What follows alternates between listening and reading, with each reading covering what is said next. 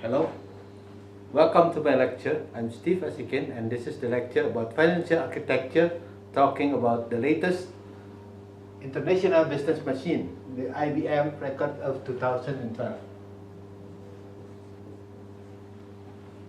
We started with the financial figures that we find in the website of the IBM, and right now we start to compute that one by one.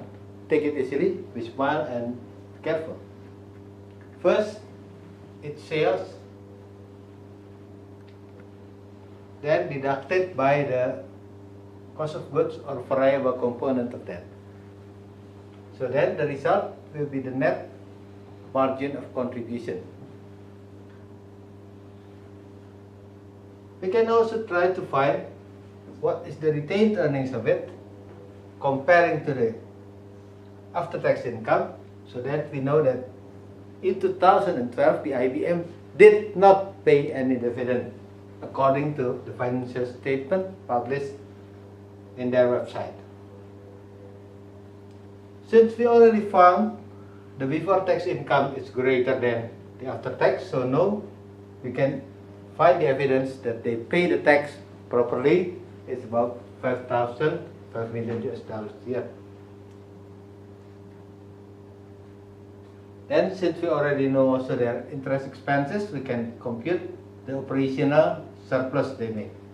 And because we know the margin of contribution, the operational surplus, then the difference will be the fixed cost or expenses they found.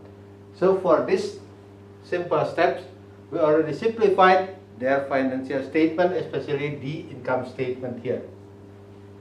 The main component which is most difficult in financial statement normally is the fixed cost. Why? Because there are so many items, it's hard for us to list it on it. But we cannot do that. We can also find the same result correctly if we can find it, some coming from up there and some coming up from the bottom, and we meet all together here. The financial fixed cost will be tracked there, and we can exactly know with easier way, which is faster and more accurate, by using the step 1, 2, 3, 4, 5, 6, 7, 8, 9, 10, and at the step of 11 we can already found what is the exact fixed cost that the IBM paid. Now let's talk about the second step. Let's talk about the financial statement, which is normally in the part of balance sheet. First, this retained earnings should be kept in the balance sheet as the additional of the capital they already have here. So together they make a new capital, and since we already know what is their assets, we know the total liabilities they have by deducting the assets with the equity they have. They also tell us about the long-term financing, so then the short-term will be the difference between the total liabilities and the long-term financing they receive. This is the quick or the current liabilities they must pay. And some component of that is using for the commercial or goods, which is normally using in their business, but some other is just current liabilities but has zero meaning because it is not yet related directly to their business. So this is the passive. This is the liability side of the income statement we already explained. Then we can try to explain also the other side, which is normally the kind of cash, the account receivables, and the inventory. Together they make as a total of current assets. And if we deducted the current asset from the total asset, we can identify the non-current asset. This is the position that already been simplified. Normally, the most difficult things is to find this. That's why we're normally going from here up to there to find this one. And from here, this is also difficult. We can also trap it by deducting the total assets by all the components of the current assets. Okay, that's finished with the income statement and the balance sheet. Now let's do the third step, which means the analysis. Let's compare their variable cost compared to the total revenue they have. So we have this number. That next time we should improve it, becoming better. And then about the fixed cost, also we try to improve the fixed cost they make. For the interest, we do exception things because normally this is too low. We allocate more, so they have more leeway to learn and to take interest if needed, so they can take another loan if they want. And for the tax, we do the streamlining according to the tax rule we have. So it is no longer 24, but let's make it 30%. This 2012, it did not distribute the dividend, but we tried to distribute it in 2013. So this would be the improvement. This is the worst thing about the IBM. The current ratio and quick ratio are bad. That's why we try to improve that next year. And for the inventory they have, we try to make it shorter than the period which is too long there. And for the leverage, we try to make it smaller because it's too dangerous.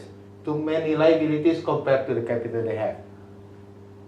And for the good payables, which is normally the trade receivables here, we can be flexible and we take more because this is not interest bearing and it will be very important for the business. And for the account receivables, we try to reduce it because 110 will be too long, it will be too dangerous, and 90 days will be more moderate for that. And we assume for the sales growth of 20%. So by comparing these two financial ratios we have, this is the existing condition and this is the improved condition, which is normally by head-to-head basis, this is already better than what we already have here. And this is the necessary improvement, especially for the ratio here. We improve this here. That is the concept.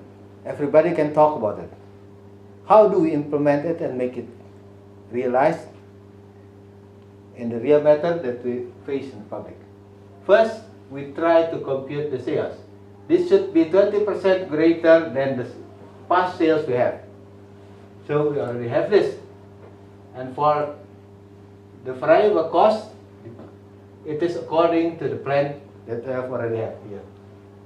Then the difference between the two will be the margin of contribution, and since we're already improving the fixed part of the cost here, we can have the net as the operational surplus.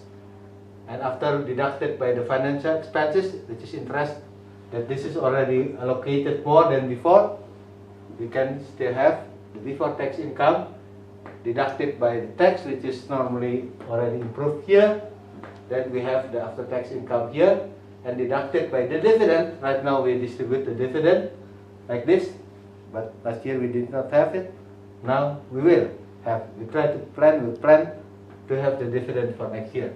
So then this is the retained earnings we try to fund, and this retained earnings should be adding our existing capital, becoming new capital as we have here. Since we've already deciding about the leverage to be better, then we can find the total liabilities and the total assets will become following that. This one is a little bit difficult, trying to measure the X, because normally the current ratio is the current asset divided by X, which is normally the current liabilities. So it means that C is equal to X small c. For the quick ratio, we have C minus P divided by X. So then we can find the X multiplied by Q is C minus P, or the C should be X Q added by P. Because those two C's are equal, then XC is equal to XQ added by P.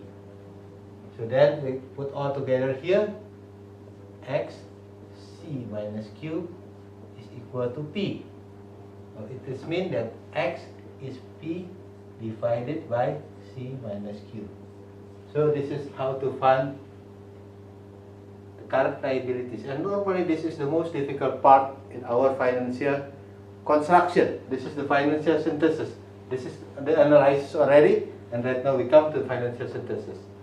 If we already find this, then by computing the good or trade payables they have, we can measure the zero trade debt they have. Since this one can be also computed easily, and the C is also coming from the similar formula like this one. So we try to find the number 22 here, which is normally the current account receivables. And after deducting the total current assets with those two, which is the account receivables and inventory, we will have the kind of cash and equal to cash. And this is the number. Then after deducting this out from the total asset, we have the non-current asset here. So this is the new balance sheet and income statement we make. According to the analysis here, we improve that, and this is the synthesis, or this is the new construction we make. This is will be good if IBM could do it in 2012. Many thanks for your attention. Financial forecasting and financial shaping construction with the blueprint quod erat demonstrandum. It has been proven that it can be done, and it can make the existing financial statement better. Thank you.